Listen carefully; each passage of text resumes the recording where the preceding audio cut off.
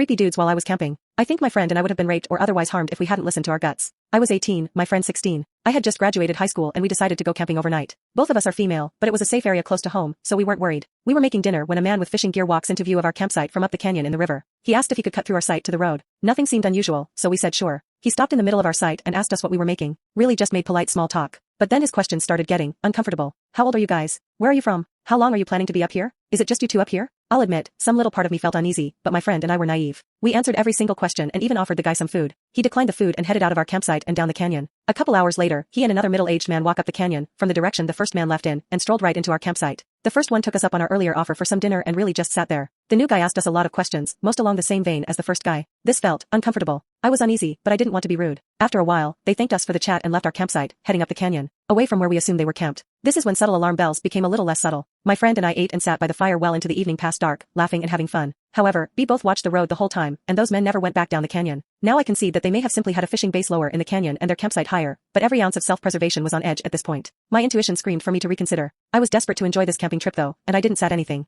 But God, the tension was thick in the air between my friend and I. We were both uneasy and did what we could to fill the silence between us. Eventually she said, "You know the worst part about camping by a river?" My stomach sank. Of course I knew. Here in northern Utah, where the rivers are fed largely by runoff and they traipse down steep mountains, they are loud. You can't hear anything over them. I responded. She nodded. "You think we should leave, don't you?" She said she didn't feel good about the situation. At this point in our lives, we were both staunch Mormons. I am no longer, so we said a prayer. I now see this as me consciously and fully welcoming the voice of my intuition into my decision-making process. Clear as fucking day, we both knew we had to get out. As soon as we really stopped pushing down that intuition in favor of having a fun night, all bets were off. Terror filled us and we threw everything haphazardly into my car before booking it down the canyon. The terror wouldn't leave us until we got off the dirt road of the canyon fork onto the main paved road out of the mountains into town. We both watched the rear view the whole time, praying we never saw headlights behind us. As soon as we had a signal, we called my dad and told him what had happened. He told us to get the hell out of there and make sure we weren't being followed. We ended up sleeping, safe and sound, in my friend's backyard that night. Knowing what I do now as a sequel assault therapist, I am almost certain those men had ill intentions for us that night.